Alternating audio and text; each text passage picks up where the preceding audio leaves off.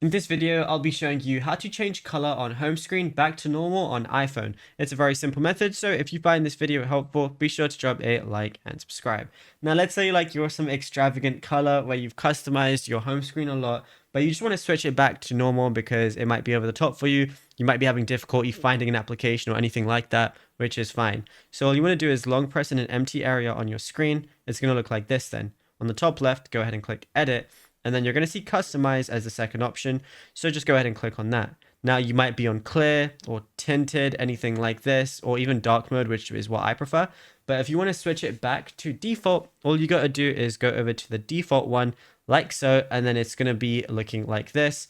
In my opinion, it doesn't look that great anymore. And yeah, that's literally it. Once you switch it to default, you'll be good to go.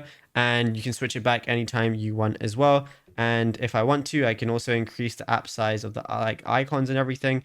And yeah, it's as simple as that. Now, if you found this video helpful, be sure to drop a like and subscribe and check out all our other tutorials on the channel as well.